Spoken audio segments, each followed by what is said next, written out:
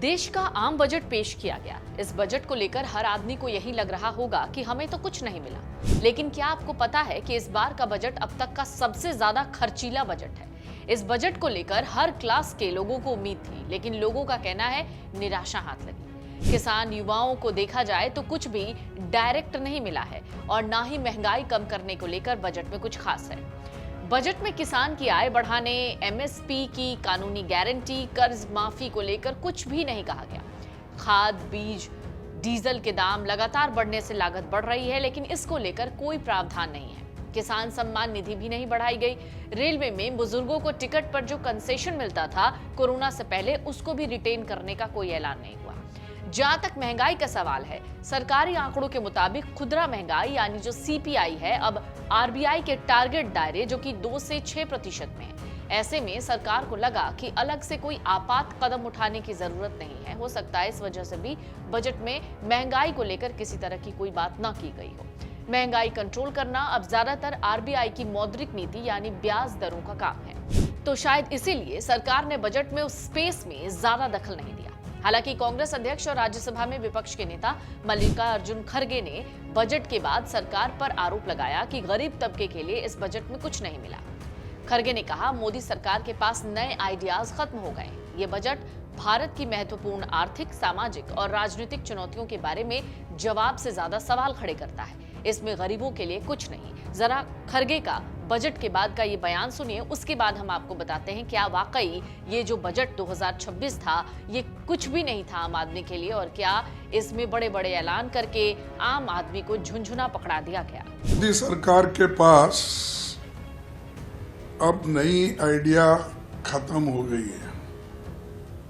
ये बजट भारत की कहीं अधिक आर्थिक, सामाजिक और राजनीतिक चुनौतियों के लिए एक सवाल होके बैठा है, और खास करके ये बजट गरीब तबके के लिए इसमें कुछ नहीं है। इन्फ्लेशन कंट्रोल करने के लिए भी इनका कोई समाधान, सकारात्मक कोई सलाह या कोई कदम उन्होंने नहीं दिखाया। हालांकि इन सब के बीच केंद्रीय वित्त मंत्री तो आपने सुना खड़गे का बयान, लेकिन इन सब के बीच जब केंद्रीय वित्त मंत्री निर्मला सीतारमण से बजट के ठीक बाद ये पूछा गया कि महंगाई पर किसी तरह का ऐलान बजट में क्यों नहीं हुआ, तो उन्होंने एक निजी इंटरव्यू में जवाब दिया, महंगाई अभी सरकार के लिए बड़ी चिंता का विषय नहीं है।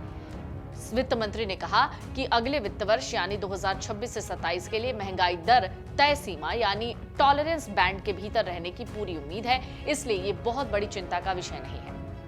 जब महंगाई दर कम और स्थिर रहती है तो इसका सीधा सकारात्मक असर आर्थिक अनुमानों पर पड़ता है। इन सब के बीच बजट में मंत्रियों की सैलरी, राज्य के मेहमानों के मनोरंजन और पूर्व राज्यपालों के लिए 1102 करोड़ रुपए आवंटित किए गए। केंद्रीय बजट 2026 से 27 में मंत्री परिषद, कैबिनेट सचिवालय, प्रधानमंत्री कार्यालय यानी पीएमओ और सरकारी मेहमान नवाजी और राजकीय मेहमानों के मनोरंजन से जुड़े खर्चों के लिए 1102 करोड़ रुपए आवंटित किए गए हैं। ये 2025 से 26 के संशोधित अनुमान 978.20 करोड़ रुपए से ज्यादा है। चलिए अब एक एक करके कुछ पहलुओं को छू लेते हैं, समझ लेते हैं क्या वाकई में बजट में सिर्फ आम आदमी के लिए एक झुंझुने का काम किया गया है। टैक्स की बात करें तो हालांकि फाइनेंशियल ईयर 2026 से 27 के लिए आयकर स्लैब में कोई बदलाव नहीं हुए, लेकिन सरकार ने कंप्लायंस के मोर्चे पर एक राहत दी। इनकम टैक्स एक्ट 2025 1 अप्रैल 2026 से लागू होगा, पुराने कानून की जगह लेगा। इसमें सरल फॉर्म, स्पष्ट नियम और डिजिटल फर्स्ट प्रोसेसिंग पर जोर दिया गया है।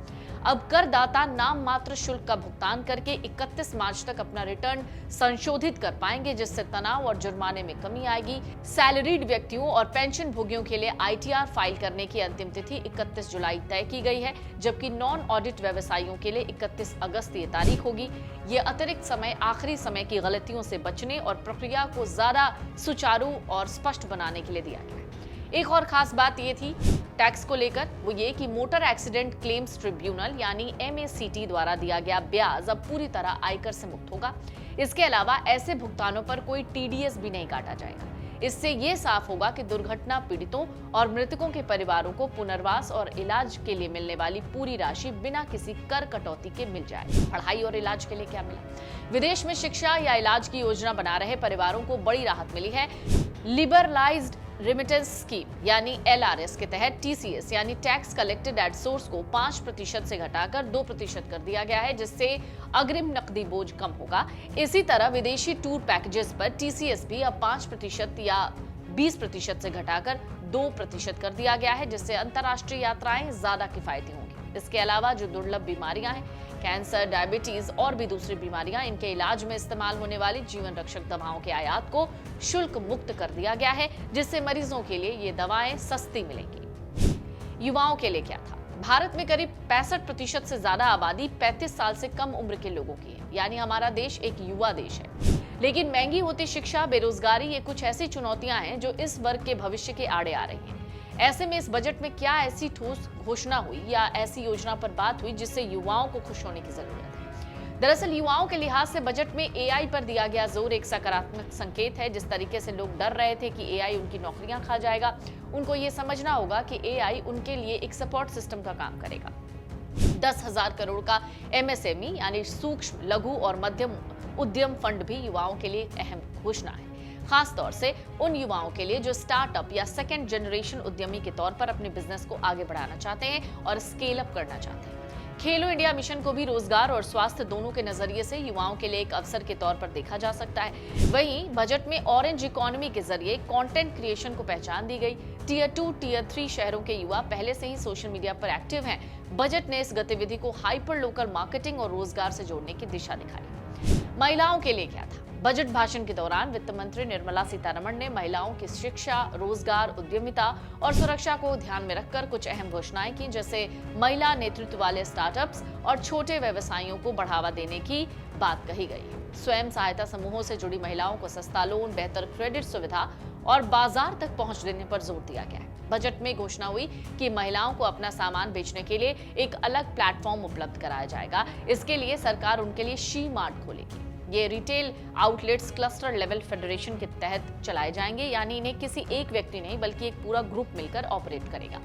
इन दुकानों का जो मालिकाना हक होगा वो ग्रुप के पास होगा और मुनाफा भी उन्हीं लोगों तक पहुंचेगा। हर जिले में एक वुमेन हॉस्टल बनाने की घोषणा हुई है। इसके अलावा महिलाओं की भागीदारी बढ़ाने के लिए स्किल डेवलपमेंट और ट्रेनिंग प्रोग्राम्स को भी विस्तार देने की बात कही गई है, ताकि वो बदलते जॉब मार्केट के हिसाब से खुद को तैयार कर लें। तो कटौती कहां हुई बजट में? इस बार के बजट में कुछ वेलफेयर स्कीमों में कटौती दिखाई दी, जैसे जल जीवन मिशन में करीब 5% और प्रधानमंत्री आवास योजना में लगभग 10% की कमी की गई। इसके उलट इंफ्रास्ट्रक्चर सेक्टर में इस बार बड़े इजाफे देखने को मिले। सरकार ने महंगाई को लेकर सीधे कोई नई राहत या उपाय जैसे डीजल, पेट्रोल सब्सिडी, कीमत नियंत्रण पेश नहीं किया। ये अपेक्षित था लेकिन शामिल नहीं हुआ। बहुत से निवेशक उम्मीद कर रहे थे कि क्रिप्टो करेंसी टैक्स नियमों में किसी भी तरीके का कोई बदलाव होगा, पर बजट भाषण में इसका किसी भी तरीके का कोई जिक्र नहीं हुआ। रेल बजट अब अलग नहीं है, लेकिन इस बार भी भाषण में रेल के लिए किसी बहुत बड़ी नई पहल का उल्लेख नहीं हुआ। बजट 2026 में महंगाई पर बड़े ऐलान नहीं हुए, बल्कि लंबे समय में महंगाई को काबू में रखने वाली कुछ रणनीतियां बजट 2026 में दिखाई दी हैं। लेकिन आपका क्या मानना है? क्या बजट 2026 वाकई आपके लिए सही है और आपने जो सोचा था, क्या उसी तरीके का बजट ये सामने आया? आप हमें लिखकर कमेंट बॉक्स में बताइएगा जरूर। अगर आप ये वीडियो YouTube पर देख रहे हैं तो हमारे चैनल को सब्सक्राइब कर बेल आइकन दबाएं और Facebook पर देख रहे हैं तो हमारे पेज को लाइक करें।